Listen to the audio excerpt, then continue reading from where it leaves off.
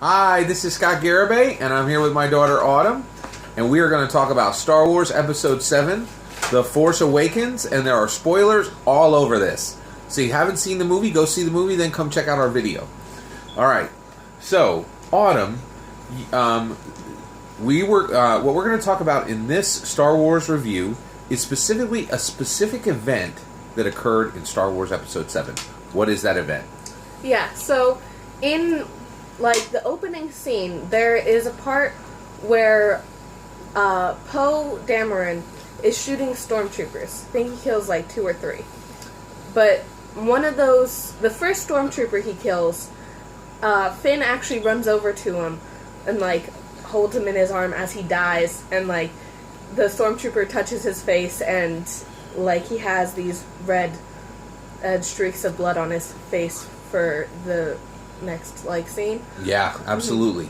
So this is a big deal, and this is a really, I think it's a great scene because, one, it's a first in Star Wars because we've never really seen stormtroopers portrayed this way.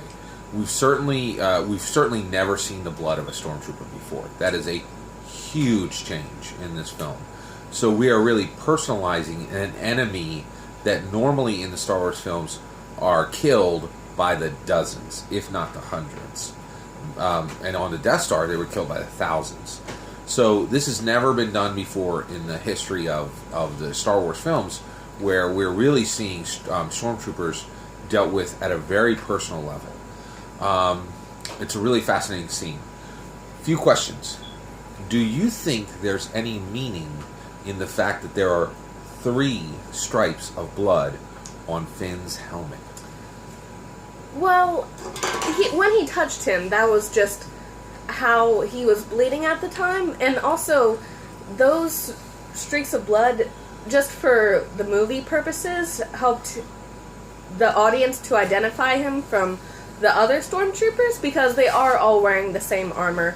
Do you think that there's significance to it? Absolutely. The fact that there are 3 streaks of blood on Finn's helmet in the first 2-3 minutes of the film, very, very early on in the film, is a foreshadowing of the death of the first trio. The Han Solo, Luke, and Leia. That's reading a little much into it, I suppose. So one of the reasons why I'm saying this is Harrison Ford, Carrie Fisher, and Mark Hamill are very old. I agree that the 3 of them will die. Honestly, They have to kill them off before the actors die. I'm even predicting that the next 2 will die in the next film. I don't even think they're going to wait until the 3rd film to kill off the last one, because I think it's really challenging for all of these actors to be in these films at these ages. And I also don't think they want to get into a situation where they can't show the death of one of the main trio on the screen. So I think it is absolutely a foreshadowing of the death of the 3 major characters. I agree that the 3 main characters will likely die.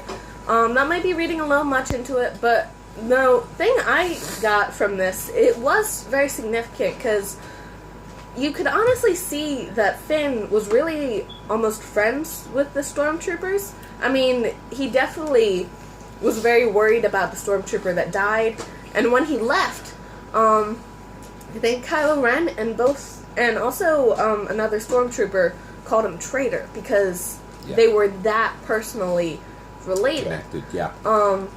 So Poe Dameron, now I don't think he knew it was Poe, but him killing probably someone he knew well. He was in his troop, and that was very interesting and a little dark, but yeah. Yeah, absolutely. So I have another question. So do you think Finn was emotionally impacted by the death of the trooper, okay, which Poe Dameron has killed, okay? So he's emotionally impacted. And at that point he stands up and he can't, he's no longer raises his blaster and he can't perform his duties as a stormtrooper, okay? Do you think he was frightened by seeing the death of another stormtrooper, thinking, I could die right here today? Or do you think he was really alarmed at how cavalier Kylo Ren is being with the men who are serving for him? I don't think it's an act of fear. However, I do think that this act prompted him to leave the First Order. Like, later, I think he says it's his first battle. His first battle. Yep. First time running into it battle. It is his first battle. His friend or coworker dies in his arms. That, I don't think it was fear that he would die, but he just saw all the death and destruction that the First Order brought, and knew that he had to leave. That's sort of how I interpreted it. Now, it could have been fear, it could have been 100 other things. That's just what I thought. I agree with you. I do not think this is Finn being afraid of his own mortality. I think this is him saying, hey, we are stormtroopers, and we are worth more than we are being used for here. Would you agree with that? Or no, I think you're saying it's a different reason. I think he's saying our lives need to be used for something more than what you're using them for. I think he just saw that the First Order is straight up evil, and it is. The First Order is this generation's equivalent of the Empire. Would you disagree? Oh, sure. Yeah, absolutely. It is an echo of the Empire. Mm-hmm. So you're saying he really saw their true nature, which is they are an evil organization. However, it is Poe, a Resistance fighter, that killed him.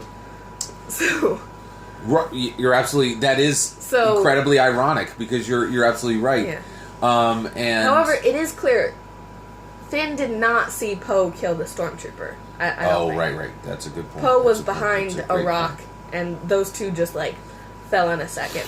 The other thing is, I think Poe probably saw that they were just attacking a village, like that these villagers. Mm-hmm. I don't think they were. It doesn't seem like they. This is a person's home. This was somewhere where people lived, and so I agree with you. I think he started to see the dark nature of the organization he was serving.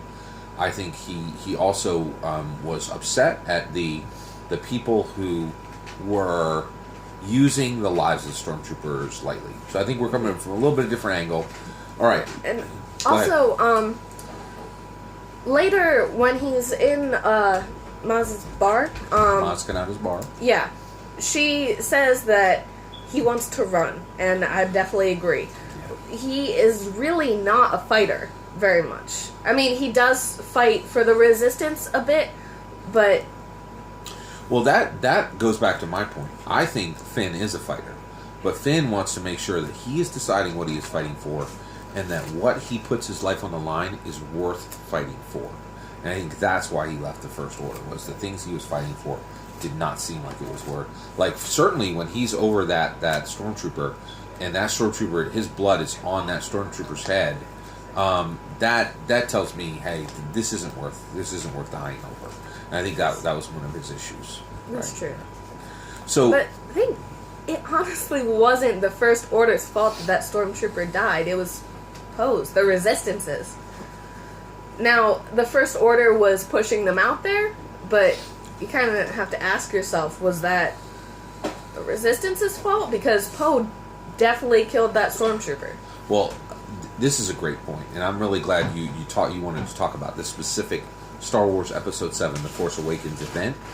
And the reason why is, for the first time, when, it was very black and white in Star Wars Episodes 4, 5, and 6. Stormtroopers are evil, the rebellion is good, and that's clear cut, right?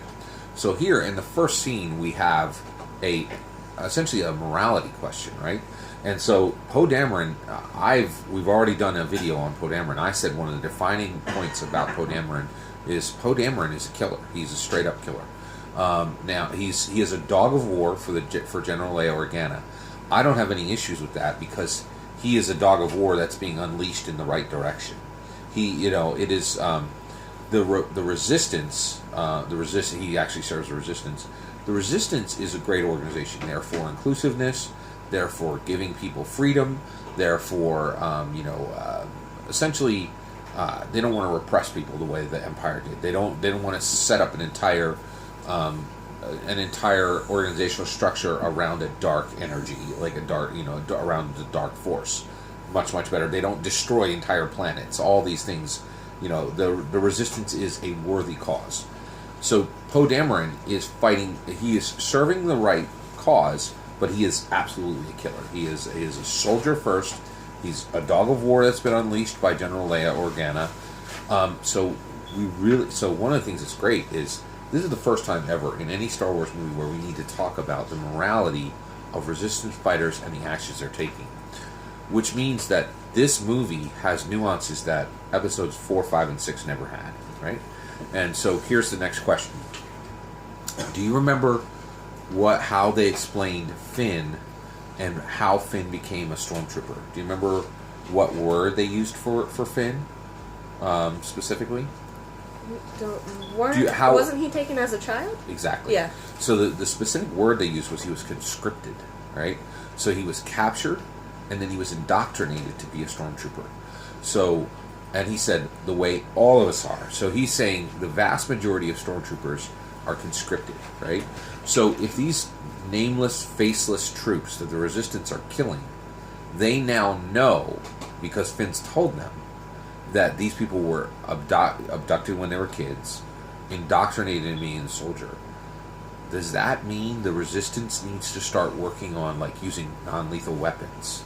Trying to make plans that capture their enemy rather than killing their enemy? That is an interesting point, because with this new movie, and especially Finn, we see that these stormtroopers aren't just mindless fighters. Like, Finn is definitely in the minority, but these stormtroopers do have a sense of morality. So... Yeah, exactly. I think you're dealing with a whole different ball game now. Like, I think the way that the Resistance is going to have to think about fighting the Empire could change. And especially, like, we could have scenes in the next film saying, hey, we can't just kill these guys outright. We have to do what we can to save them. We have to, we have to develop plans which would save the lives of as many stormtroopers as possible, making their job even more difficult. Go ahead. That's true, but we see Finn in this, but their approach doesn't change at all. They kill even more people. Yeah. And Finn, he spent over 20 years with these people, does not try to save one. He's completely committed to the Resistance, or just completely rejecting the First Order. So I think the reason why we see that is, they have just, Finn is the first stormtrooper, to our knowledge, to escape the First Order, and to come over and actually give information to the Resistance, right? He is a traitor to the First Order, right? Now, if you're betraying something that's evil, that's not a bad thing. So I think that you're right. In the current battle, they're like, "Hey, we're under assault." There is the Starkiller base destroyed an entire system, a star system, multiple planets. So they're like, there's no time to be talking about capturing stormtroopers rather than killing them. We're in the middle of a specific current battle, so we can't do this. I feel General Leia Organa, because she came from a diplomatic background, because she's a princess, because she has served a large portion of life in diplomacy, not just the act of killing people, is going to have to reconcile with this, and I think there's going to have to be tactic change for the Resistance to try to save stormtrooper lives rather than killing them carte blanche. That's kind of where I'm going. What do you think? Now, I think we've really kind of explored this event. It was a really unique event. By the way, you brought this to me, right, and said, "Hey, the stormtrooper who puts blood on Finn's face is killed by Poe Dameron." I had not seen this, and I have seen the film 4 times. So I think one of the things I really like about us talking about this is this film is incredibly layered. There's just so many layers to the film itself. Now, there are a lot of things that Star Wars doesn't really accept as canon that they kind of want to forget about. Do you think that this event could be part of that? That, like, maybe in 30 years they'll re-edit it and cut it out? Cut it out. It's a great point. No, I think this was done very purposely. One of the other things is I think these movies are being made much, much more carefully than the original films. So, like, a great idea is, like, tell me if I'm wrong, but this movie passes the Bechdel test. Am I right about that? Or Yes. there are two women Ray talks talking. to Mont. Right, Ray talks to Force. Mont about something other than a man, right? Like, there are innumerable things like the Bechdel test, like that there's been a filter. Like, there are probably dozens of writers going over this. There are lots of people who have notes. This thing is being put through filters that are very, very careful. I do think they're going to try to kind of walk, could there be a Han shot first moment, where they're saying Poe Dameron didn't kill that guy? I don't think that's going to happen. I think it was put here first, and I actually think they'll use that in the next film. The other thing I think is really interesting is you've heard my theory about right now. I don't think any of the writers know if Rey is Luke's daughter. I don't think any of the questions that we know are set in stone. They haven't written the next movie, and so I do think I feel like you and me talking about this could impact the next movie.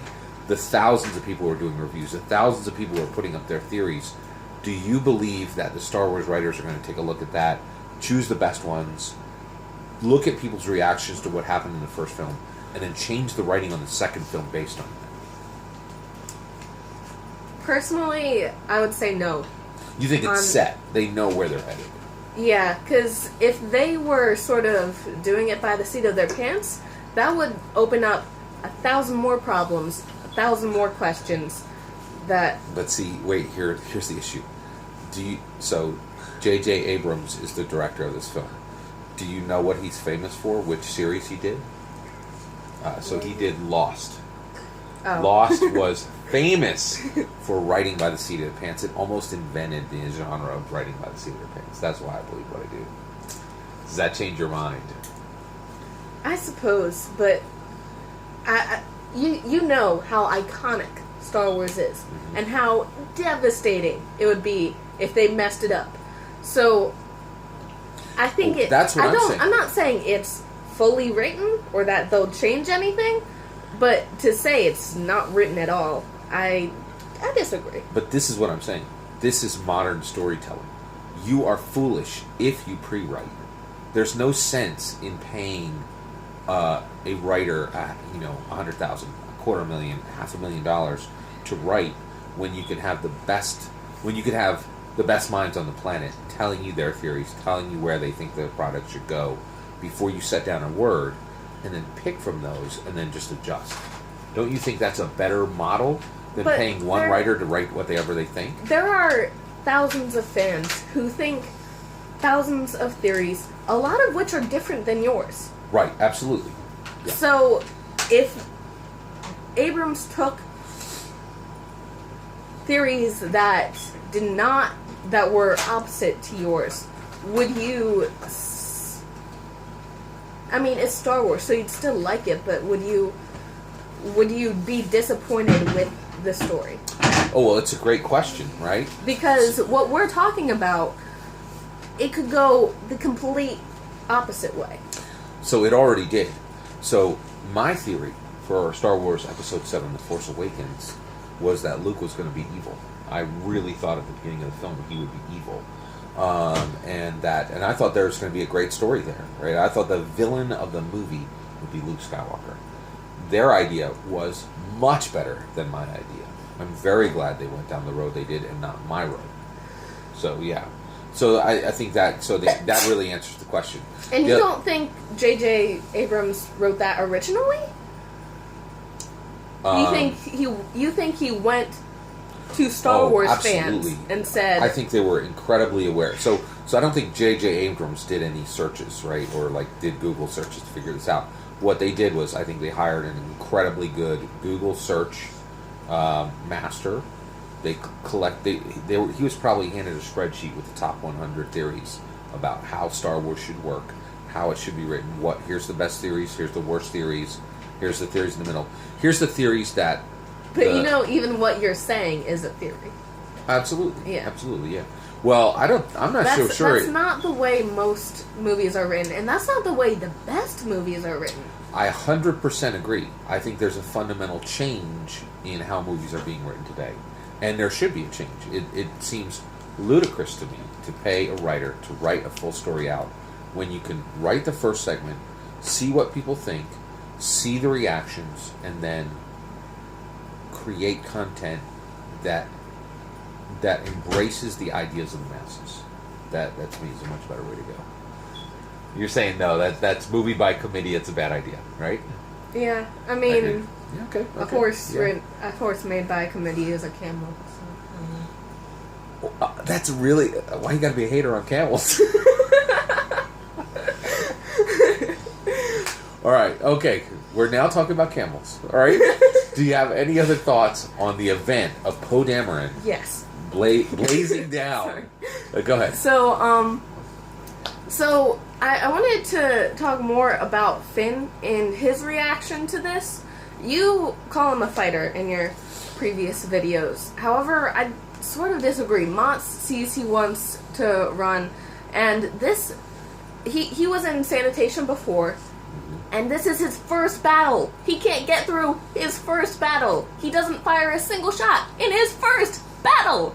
Okay, so it's a great question. So why do I believe Finn is a fighter? Okay, one, I don't think any stormtroopers who weren't solid stormtroopers, who weren't top 10% of all stormtroopers, would put on Kylo Ren's team.